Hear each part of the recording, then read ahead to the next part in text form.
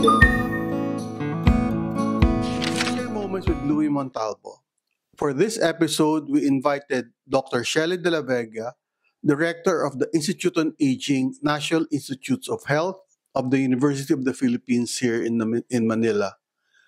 We're going to discuss with her a topic that's close to the heart of many of us, both either as a caregiver or we ourselves might be going through this: dementia and Alzheimer's. I don't know much about this particular topic, so I'm very much interested to talking to Dr. De La Vega to be able to clarify what these two mental conditions are all about, how a person might acquire or suffer from this, what are the signs and the symptoms,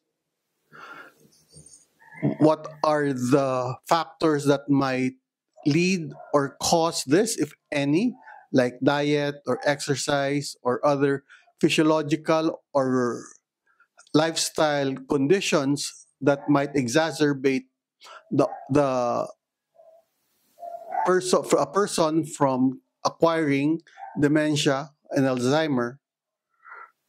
We also will be talking to her about how to take care of a loved one who might have dementia or Alzheimer. So these are the topics that we will be discussing with Dr. De La Vega.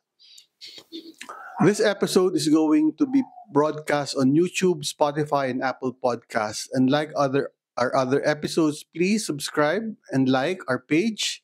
And if you have questions about this particular topic, we will flash on our screen the ways by which you can contact us, and maybe we can direct your questions to Dr. De La Vega and other experts. This episode is a bit different from the others because of certain constraints. We will be talking to Dr. De La Vega by Zoom. Sige, Doc. Good morning. Siguro, Doc, for ano lang, I when I was looking at your LinkedIn, saw I didn't even know there was an Institute of Aging in UP. Maybe you could, I'm very curious. Can we start there? What is the Institute of Aging? Okay, the Institute on Aging is an institute within the National Institutes of Health of the University of the Philippines, Manila. The NIH was created by law, to assist government and especially policymakers on evidence-based or research-based data. We are now at the age of di ba, evidence-based decisions.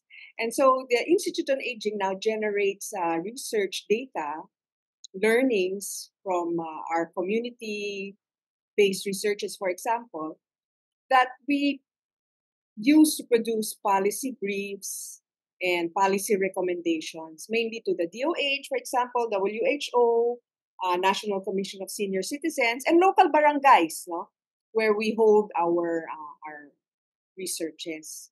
But aside from the research evidence generation, we also are into service because the people there also help run the Philippine General Hospital outpatient geriatric clinic.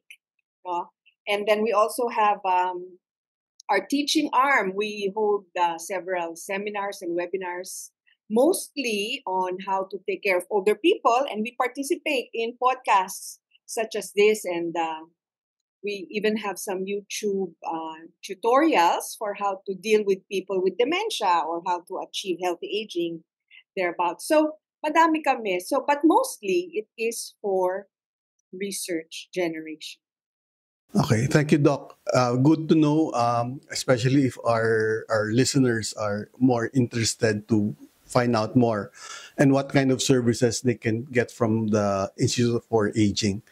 Siguro, Doc, siguro, and I admit I know very little about both dementia and Alzheimer. Parang, what's the difference between the two?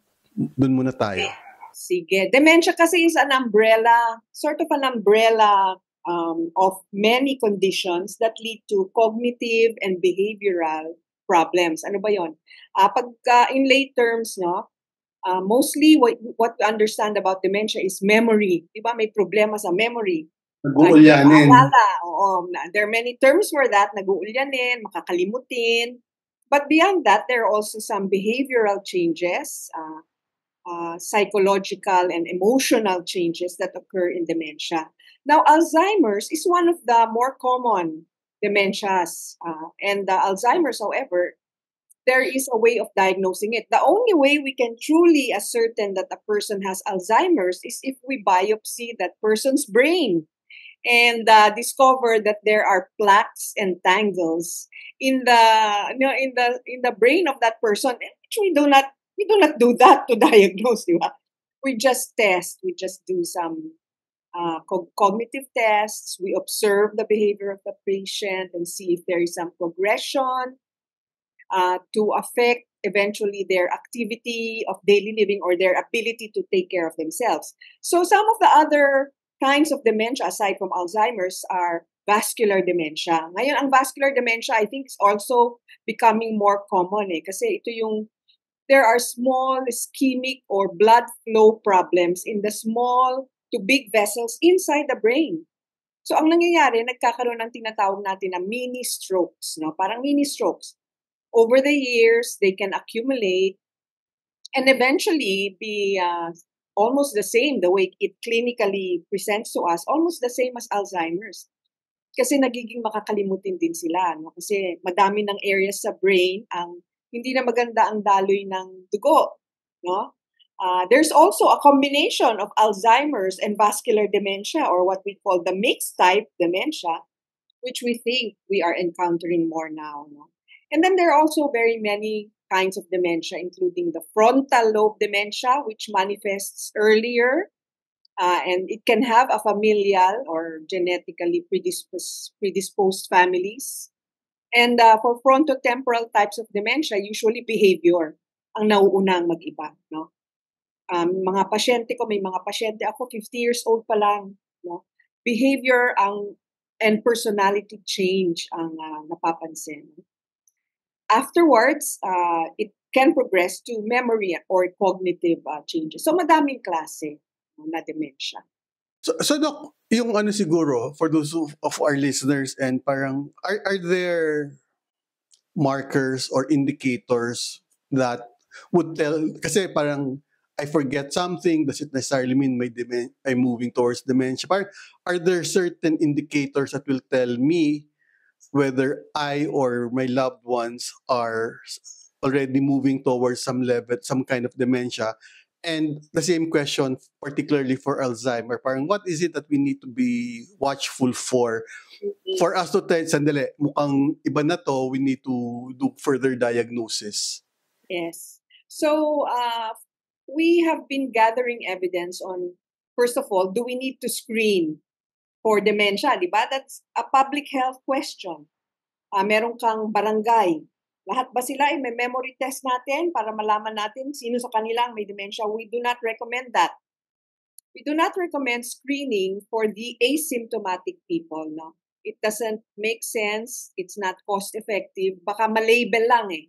We might be labeling people who just have mild memory slowness, no, because of aging, and mistakenly attribute it to dementia. Ayaw natin yun, no? Because dementia is mostly incurable. There's no cure yet for dementia.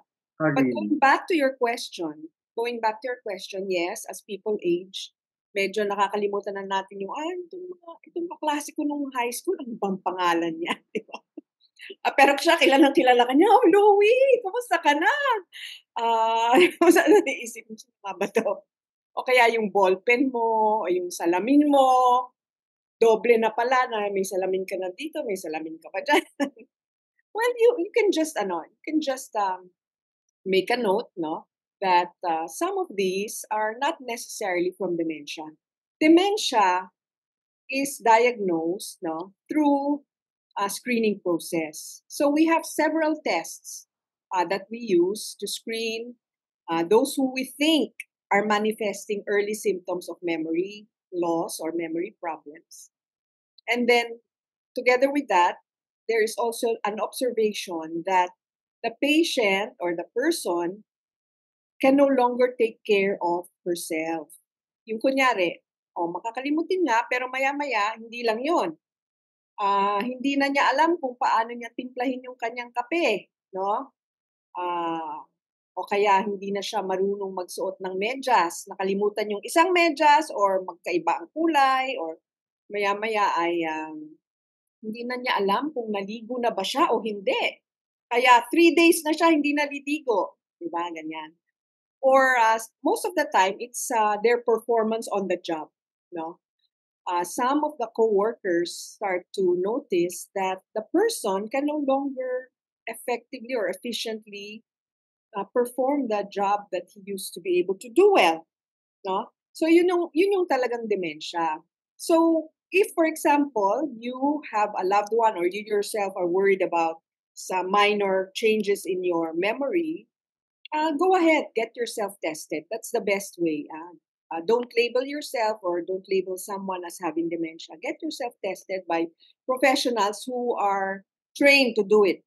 So you can go to a geriatrician, you can go to a psychologist or a neurologist who are trained to do that, and psychiatrists. So these are more or less the specialties in mind that have people who are trained to make a diagnosis of dementia. Ang Alzheimer naman to. Ganun din eh. Ganun din. Ganun din, Louie. Oo, ganun din. Mostly, we will look at language. No? Are there word-finding difficulties? Yung tip of the tongue phenomenon, lagi ba siyang ganun? Lagi ba niyang hindi matapos na yung kanyang sentence kasi hinahanap niya yung words na, the words that she needs to express herself are no longer there, or she substitutes words for another word, di ba? In her desire to complete the thought process. So there are things that we look for: language, cognition, memory, short-term versus long-term memory. Short-term memory is what you just recently did. Usually yun ang nawawala sa sa Alzheimer's. Yung ginawa niya kanina, kinain niya kanina, yung pinag-usapan niyo lang, kaya paulit-ulit sila. Diba? They keep on repeating the same statement or question. No? Meron akong isang pasyente na 90 years old na siya, ang mga anak niya 70 plus na.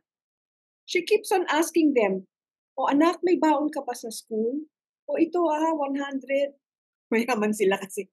"O ito 100, baon ka sa school." 70 years old na yung anak. Maya-maya, tatanungin naman niya, "May baon ka ba sa school?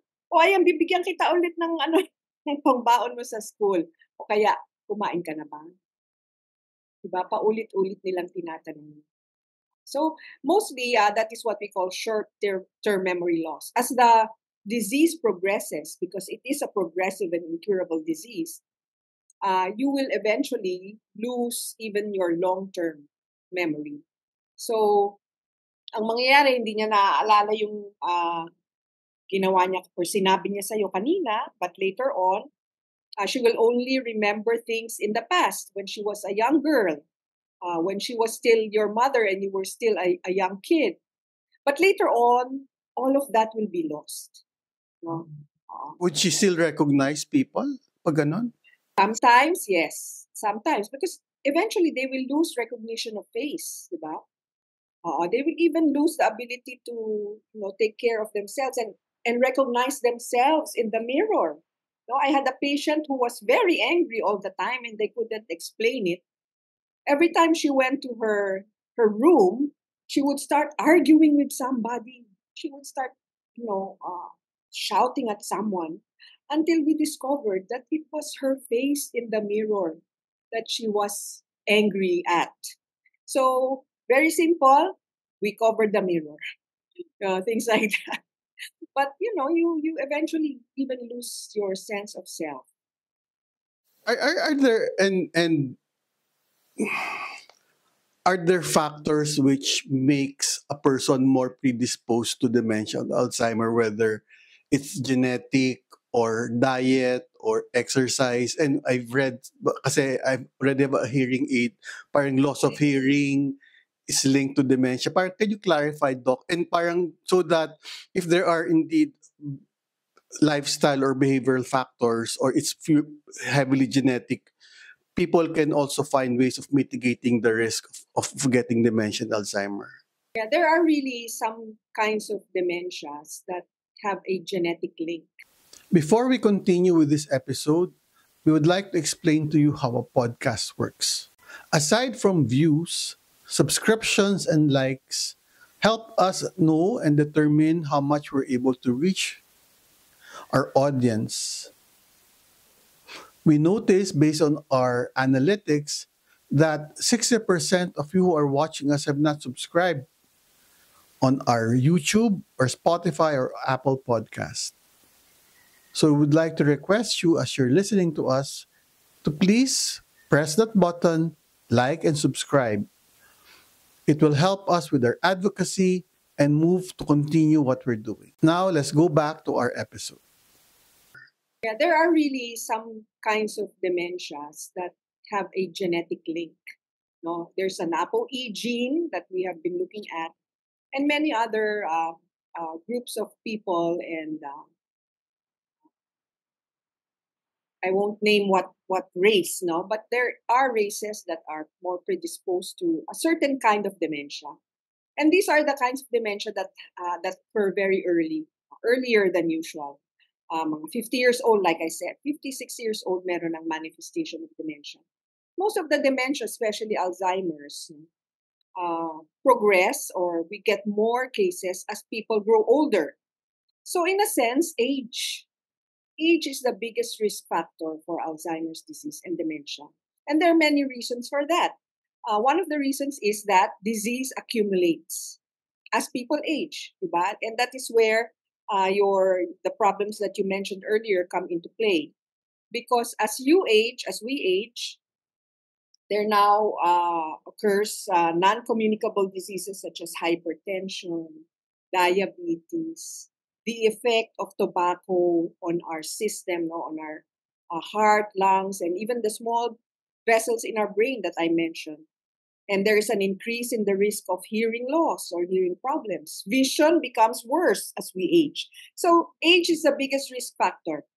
In fact, if a person is already 90 years old, more than 50% of our 90-year-olds will probably have some sort of Alzheimer's disease or dementia. No? But we need to look at it in terms of public health. No? What can we do? How can we help our own society, community, families reduce the risk of dementia? I would like you, those who are listening here, to look at the Lancet. No? The Lancet has produced two very good publications on the risk factors for dementia that we can do something about, no? On a public health level. To some extent, only about 30% of the cause of dementia, 30 to 40%, can be prevented. No? The rest, talagang it will happen. So they divided the risks into the young, the middle-aged, and the very old. No? For us to reduce the risk of dementia as a population, the very young people should be well educated. No? This is where education is very important. And not just elementary education. The higher the level of your education, the lower your risk of developing dementia. Ah, really? So, yes. So, Bakit, Doc? Sorry, I'm curious. kasi Why? yung brain reserve, it has to do with brain reserve. No? If you study beyond high school, there is more brain reserve. No? There are more neurons there that are trained to think, and you can access more of your memory better. No, there is a way, a systematic, perhaps more systematic way of thinking about problems. No, mastering certain skills that you have already accumulated, even at a young age. That's why education is very important. Children, our teens, adults, no, even middle-aged people are encouraged to study. It can be a masteral or PhD, but it can just be learning a new skill. No? If you're interested in playing the piano and you haven't done that, cooking, computer, do that. The earlier you do that, the better, because your brain can store, no, all of those. No? So you have the enough cognitive reserve, as we call it. Now, as people become older, this is where we need to emphasize good lifestyle and good choices when it comes to what we eat, whether we are fit, whether we do some fitness exercises, whether we continue to work and uh, take care of our heart in particular. So this is where you need to make sure that you get screened for hypertension, diabetes, cholesterol, and do everything that you can to lower that, because complications will inevitably affect your brain. Kasi pag mataas lagi ang blood pressure, blood sugar is not controlled, mataas ang cholesterol, can you imagine what will happen to the blood vessels in your brain? Diba? Makaklag na yan. Diba?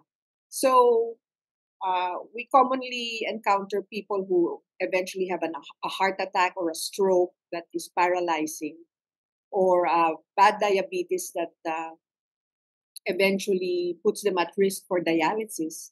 But all of these things can also affect the brain and memory and cognition. So yun. So stop smoking as well, no? Stop smoking. If possible, minimize alcohol intake, no? Mga ganon. And go for screening if you think there is some evidence that there is memory loss. Now, for the very old, hearing loss is now a big risk factor. The two newest risk factors identified by the Lancet Commission are hearing loss and visual impairment. Very understandable naman, di ba?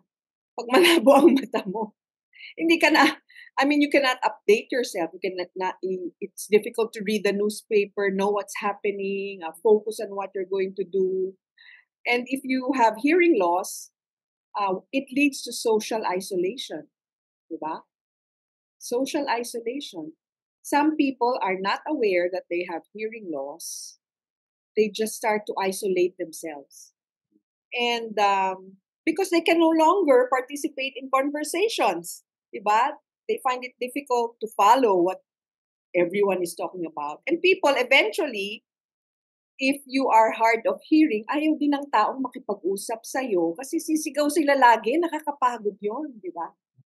Pinapaulit mo yung sinasabi. Pinapaulit, tapos sigawan kayo, mamaya nagka-aaway na kayo. So, it leads to social isolation, really, hearing loss. That's why we now are encouraging early screening for hearing loss, especially our older adults. It's part of our package, kunyari. Where we have the Center for Healthy Aging, we always make sure that we are referring our patients for hearing screening. And visual, no? Visual, magtatrabaho ka pa lang, dapat nagpapacheck up ka na ng mata mo. Parang tayo, di ba, Louie?